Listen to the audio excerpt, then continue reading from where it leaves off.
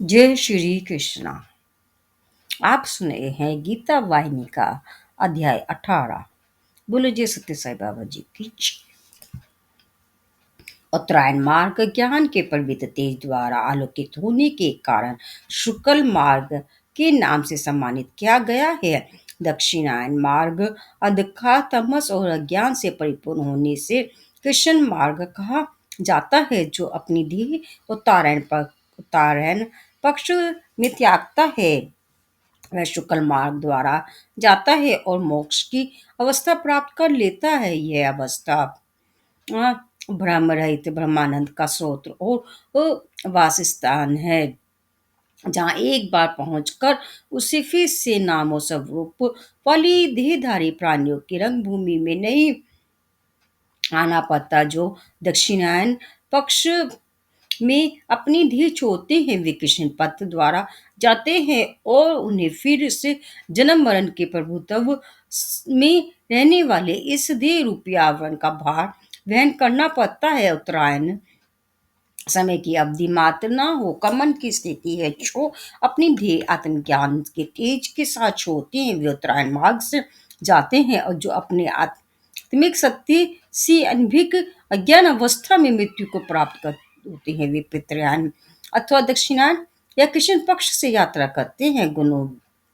में सत्वगुण शुद्ध और तेजस्वी है, तमोगुण अंधकार की तरह काला है। इसीलिए ये दोनों श्वेत और काले इन भिन्न रंगों के नाम से पहचाने जाते हैं। इरा पिंगला नामक दो सूक्ष्म नारियां हैं। इरा बाई और पिंगला सुषमना के दाहिनी ओर स्थित है। ईरा नारी मार्ग को चंद्र मार्ग कहते हैं और पिंगला नारी मार्ग को सत्य मार्ग कहते हैं। योगी सूर्य मार्ग से आगे बढ़ते हैं और अन्य सब चंद्र मार्ग से। इस रहस्य पर भी ध्यान नहीं दिया जाता है। प्रत्येक प्राणी जिसने जन्म लिया है उसकी का मरण भी है। जहाँ संयोग है वहां वियोग भी है, जिसका निर्माण हुआ है उसका ध्वंस भी होता ही है। यह प्रकृति का नियम है कि जन्म का अंत मृत्यु है और मृत्यु से जन्म होता है। सर्वव्यापी ब्रह्म की प्राप्ति ही ऐसी अवस्था है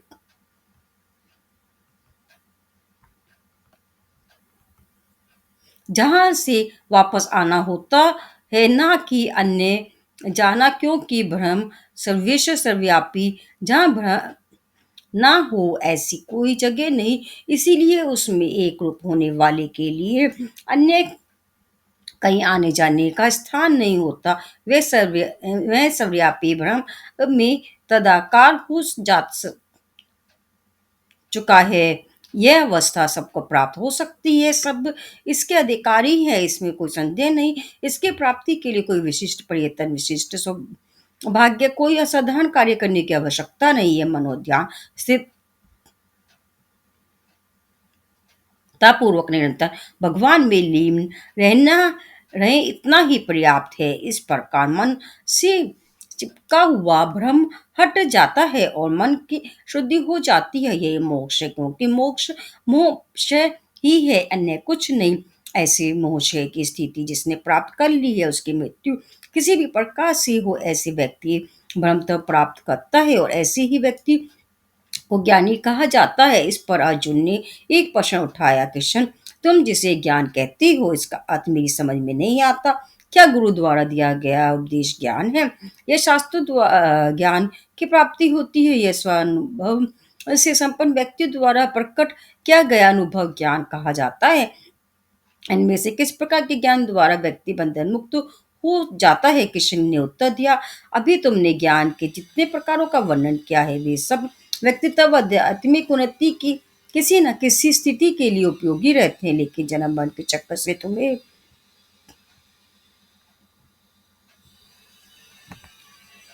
चुराने वाला ज्ञान इनमें से कोई नहीं है जो तुम्हें बंधन मुक्त कर सकता है। वह केवल अनुभव ज्ञान है, यही तुम्हें मुक्त होने में सहायक हो सकता है। इस कार्य में गुरु से कुछ सहायता मिल सकती है, लेकिन वह तुम्हें तुम्हारी वास्तविकता नहीं दिखा सकता। उससे तो तुम स्वयं ही देख सकती हो, लेकिन इसके अलावा तुम्हें ईर्ष्या जैसे दोषों से भी मुक्त होना होगा, तभी तुम पूर्ण ज्ञानी कहलाओगे।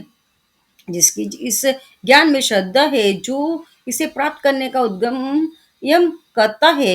इसे पाने की जिसे इतनी उत्कंठा है, ऐसे ही व्यक्ति को मुझे प्राप्त कर सकता है। उसे ईर्ष्या से मुक्त होना ही होगा। इसके अलावा उद्योग युक्त और श्रद्धा में होना होगा। मनुष्य के लिए उद्योग उसके छोटे से छोटे कार्य में भी आवश्यक है। मनुष्य ही नहीं, पक्षी पक्षु कीड़े मकोड़े सभी को प्रयत्न या उद्योग से ही सफलता प्राप्त होती है। यदि तुम्हारे कार्यों में उद्योग का उत्साह और श्रद्धा नहीं है तो तुम्हें फल की प्राप्ति कदापि नहीं हो सकती। अर्जुन, मैं साक्षी हूँ, मेरे द्वारा ही यह प्रकृति या पंच तत्वों का पुंज जिसे प्रपंच कहते हैं बना है। सब चराचर वस्तुओं का निर्माता भी मैं ही हूँ। मेरे ही कारण मेरे ही द्वारा ये प्रपंच भिन्न प्रकार से कार्यरत रहता है। जो मन बुद्धि ये मेरे परम तत्व को नहीं समझते और यह भी नहीं जानते कि यह सब तत्व मेरे ही अधीन है और वे सब मेरी ही इच्छा का पालन करते हैं, वे ही मुझे एक साधारण व्यक्ति के रूप में देखते हैं। कुछ श्रेष्ठ मनुष्य श्रद्धा पूर्वक मेरे भ्रम रूप का ध्यान करते हैं। अन्य लोग बिन नामों बिन रूपों से मेरी उपासना करते हैं। कुछ अन्य मेरी ज्ञान यज्ञ और आत्मयज्ञ द्वारा उपासना करते हैं। किसी भी नाम या किसी भी रूप में मेरी उपासना की जाए वह सब मुझे ही को प्राप्त होती है, क्योंकि सभी का लक्ष्य केवल मैं ही हूँ, अन्य और कुछ नहीं। अनेक नामों और स्वरूपों द्वारा मैं ही स्वयं आधारित हूँ। इतना ही नहीं, सब कार्यों का फल देने वाला, आधार, प्रेरक, सबका संचालन करने वाला भी मैं ही हूँ। बार बार क्या दोहराऊं, मैं ही प्रत्येक वस्तु और प्रत्येक जीव की उत्पत्ति, स्थिति और लय की कारण शक्ति हूँ। मैं अजन्मा हूँ, अविनाशी हूँ, आदि कारण हूँ।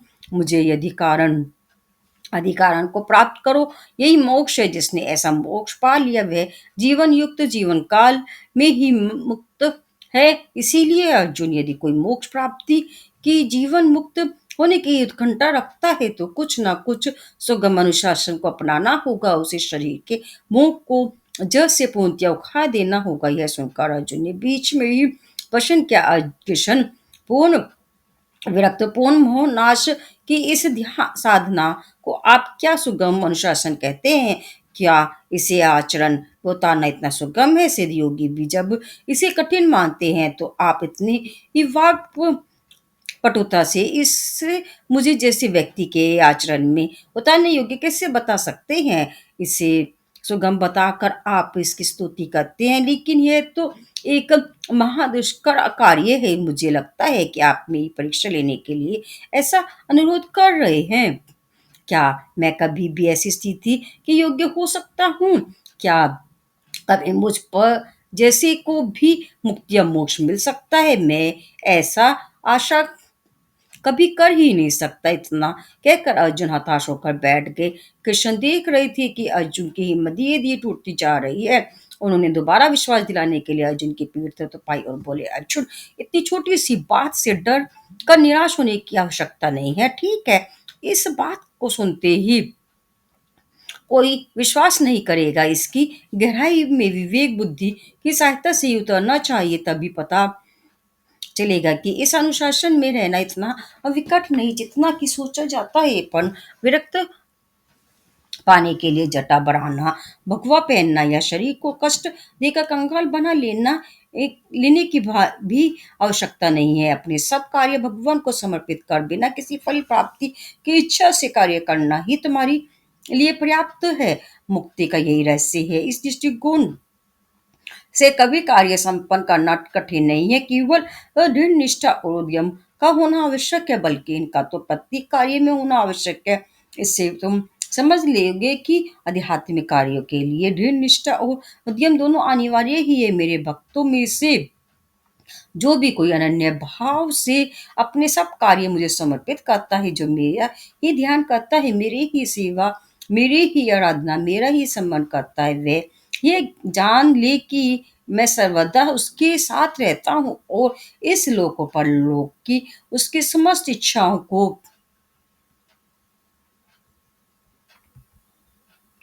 की पूर्ति करता हूँ। मैं उसके योगक्षेम का स्वयं उत्तर दे तो लेता हूँ, तुम मेरी बात को सुन रहे हो। यह प्रकट कर कृष्ण ने अर्जुन के निराश हृदय भरने हेतु दोबारा तीर्थ तो पाई भगवान के इस कथन ने कि भक्त की योग क्षेम का उत्तरदायित्व उन पर है। अनेक प्रकार के भ्रम उत्पन्न किए हैं अन्य लोगों का तो कहना ही क्या, पंडित ही तक इनका इसका सच्चा अर्थ नहीं समझ सके हैं। टीकाकरण भी इस घोषण का पश्चात विविध रूप से करते हैं। भगवान का यह कथन अत्यंत ही पवित्र है। यह गीता रूपी शरीर की नाभि के समान है। विष्णु की नाभि ब्रह्मा का जन्म स्थान था। यह कथन भी ब्रह्म ज्ञान पिपासुओं के लिए उस नाभि या निवास स्थान के समान है। इसको आचरण में उतारने वाले व्यक्ति को संपूर्ण गीता समझ में आ जाती है। इस श्लोक के बारे में अनेकों रोचक कहानियां प्रचलित हैं। मैं एक उदाहरण देता हूँ। एक विद्वान पंडित किसी प्रतापी महाराज के सामने गीता पर प्रवचन कर रहा था। एक दिन इस श्लोक की बारी आई। अनिशे पश्यन्तो माँ ये जना परेस्पास्ते तेषा नीतिभ्यश युक्ताना योगक्षेम वाम्यम। बड़े उत्साह से पंडित श्लोक के विविध भावों को समझा रहा था, लेकिन महाराज ने नकारात्मक ढंग से सिर हिलाया और कहा, यह अर्थ गलत है। वह पंडित द्वारा दी गई प्रत्येक व्याख्या की शुद्धता पर तर्क करने लगा। बेचारे इस पंडित को अनेकों महाराजाओं की सभा में विशिष्ट स्थिति में मिली थी और उन्होंने उसे वैभवपूर्ण पदवियों द्वारा सम्मानित भी किया था। लेकिन जब उस महाराज ने भरी सभा में उसके इस श्लोक की व्याख्या को गलत कह दिया, तब वह उस पर अपमान से तिलमिला उठा। फिर भी उसने हिम्मत बटोरी और अपना कार्य फिर से शुरू किया। अपनी पूर्ण विद्वता के साथ योग और क्षेम शब्दों के विभिन्न भावार्थों पर बढ़िया सा प्रवचन देने लगा। महाराज को यह भी सही नहीं जचा। उसने आज्ञा दी कि इस श्लोक के अर्थ का सही पता लगाकर इसे ठीक से समझाने के पश्चात ही कल फिर से मेरे पास आना। इतना कह महाराज अपने सिंहासन से उठकर अंतःपुर में चला गया। पंडित में रही सही हिम्मत भी गायब हो गई। इस प्रकार अपमानित होने से वह चिंतित और व्याकुल हो गया। लड़खड़ाते हुए किसी तरह वह घर पहुंचा और गीता की पुस्तक एक और रख कर पलंग पर गिर पड़ा।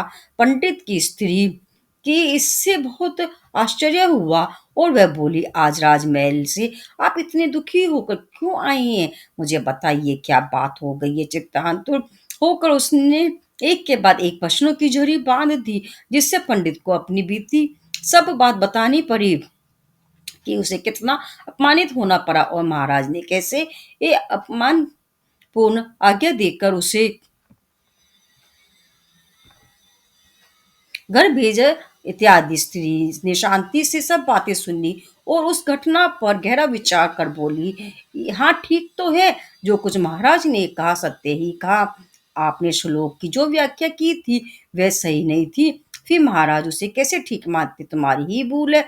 यह सुनकर पंडित गुस्से में एक और कुद्र नाक की तरह पलंग पर और बैठा। मूर्ख स्त्री, तू क्या जानती है क्या मेरी बुद्धि तुझसे कम है? तू जो कि निरंतर सोई घर में भोजन बनाने और उसे परोसने में ही लगी रहती है। मेरी जैसी प्रसिद्ध पंडित से भी अपने को अधिक विद्वान समझती है। बकवास बंद कर और मेरे सामने से चली जा। उसने गर्जना की, लेकिन वह महिला वहीं ढीठ खड़ी रही और बोली, स्वामी एक सच्ची बात सुनकर आपको इतना क्रोध क्यों आता है? अपने मन में उसी श्लोक का एक बार फिर से दोहराइए और उस अर्थ पर विचार कीजिए। इसके बाद आपको स्वयं ही इसका सही उत्तर मिल जाएगा। इस प्रकार स्त्री ने अपने मधुर शब्दों से अपने पति के मन को शांत किया था। पंडित ने श्लोक के प्रत्येक शब्द का सूक्ष्म विश्लेषण करना शुरू कर दिया। आनंद चिंता माँ उसने शुरू क्या और फिर सावधानी पूर्वक सोच सोच कर इसके भिन्न भिन्न व्यवहार जोर से कहने लगा। स्त्री ने बीच में ही टोक कर कहा, शब्दों के केवल अर्थ को सीख कर उनकी व्याख्या करने से क्या लाभ? इन महाराज के पास आप किस प्रयोजन से गए थे? मुझे बताएंगे आपके जाने का असली कारण क्या था? इस वह पंडित क्रोध से भुनभुना उठा, क्या मुझे इस कुटुंब का, इस घर का पोषण नहीं करना? तुम्हारा इन सब कुटुंबियों के खाने पीने, कपड़े और अन्य वस्तुओं के खरीदने के लिए खर्चा मैं कहाँ से लाऊंगा? वास्तव में इसी प्रयोजन से महाराज के पास गया था, नहीं तो उनसे मुझे और क्या काम हो सकता है? उसने चिल्लाकर कहा। तब स्त्री उत्तर दिया, भगवान कृष्ण द्वारा इस श्लोक में जो घोषणा की गई है, यदि उसे आप किंचित मात्र भी समझते होते तो महाराज के पास आपको जाने की उत्कंठा होती ही नहीं। भगवान ने इस श्लोक में यह प्रकट किया है कि यदि उनकी आराधना अनन्य भाव से बिना किसी अन्य विचार के की जाए, यदि कोई अपने को उन्हें समर्पित ही कर दे, निरंतर उनका ही ध्यान करे, तो भगवान स्वयं ही इस प्रकार पूर्ण रूप से शरण में आए हुए भक्त की सब इच्छा पूरी कर देंगे। इन तीनों का आपने पालन नहीं किया। महाराज के पास आप इस विश्वास से गई थी कि आपको सब कुछ देंगे। यहाँ आपका आचरण इस श्लोक के भावार्थ से बिल्कुल भिन्न था, इसीलिए महाराज ने आपकी व्याख्या को स्वीकार नहीं किया। यह सुनकर वह प्रख्यात पंडित थोड़ी देर स्तब्ध से बैठकर उसके कथन पर बारंबार विचार करने लगा। उसे अपनी भूल समझ में आ गई। अगले दिन वह महाराज के पास नहीं गया और अपने घर में ही कृष्ण की पूजा में लीन हो गया। उधर महाराज ने पंडित को सभा में आया ना देखकर उसका कारण पूछा, तो हरकारों ने लगाकर बताया कि वह घर में ही है और बाहर निकला ही नहीं। महाराज ने उसे संदेश भेजकर बुलवाया, लेकिन पंडित ने बाहर आने से मना कर दिया और कहा, मुझे किसी के पास जाने की आवश्यकता नहीं है, मेरे कृष्ण मुझे सब कुछ देगा, वह स्वयं मेरा अयोगक्षेम वहन करेगा। मैंने अपमान सहा क्योंकि केवल शब्दों के विविध भावार्थों को जानने की उत्कंठा में मैं अंधा हो गया था। तब तक उन्होंने उनके आंतरिक तथ्य को समझ नहीं सका था। भगवान की शरण होकर यदि मैं निरंतर उनका ही ध्यान करूं, तो वह मुझे स्वयं ही जो कुछ मैं चाहूंगा देंगे। हरकारे ने जब यह संदेश राजमहल में पहुंचाया, तब राजा पैदल ही पंडित के घर गया और उसके चरणों में गिर कर बोला, जिस श्लोक की आपने कल व्याख्या की थी, उसका भावार्थ आपने स्वानुभाव द्वारा आज मुझे समझाने के लिए मैं आपको हार्दिक धन्यवाद देता हूँ। इस प्रकार महाराज ने पंडित को सचेत किया कि आध्यात्मिकता का प्रचार यदि अपने अनुभव की गरिया गलतियों में गल कर न निकला हो, तो वह केवल ऊपरी चमक और आडंबर मात्र ही रहता है। इस विषय को तुमने समझ लिया है।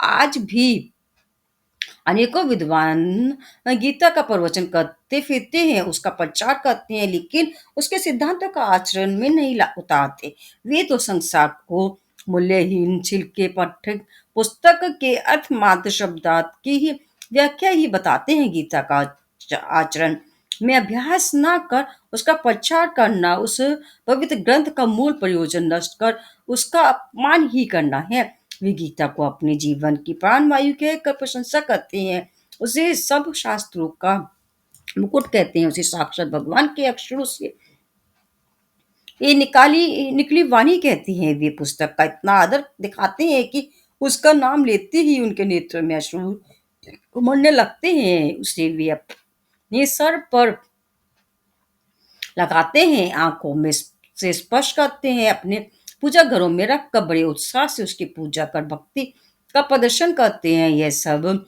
आदर, इतनी सब पूजा केवल कागज के लिए, पुस्तक के लिए ही है। यदि उनमें वास्तव में भगवान के शब्दों के लिए या पुस्तक विषय के लिए आदर होता, तो वे उसे आचरण में उतारने का प्रयत्न अवश्य ही करते।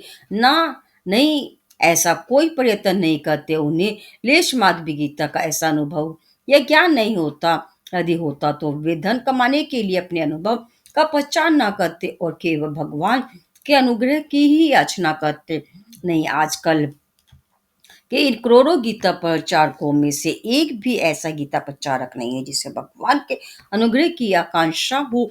यदि उनमें ऐसी आकांक्षा होती, तो वे आमदनी या धन के बारे में ना सोचते। बोलो जय श्री कृष्णा। ये था गीता वाहिनी का अध्याय 18। बोलो जय सत्य साई बाबा जी की जय।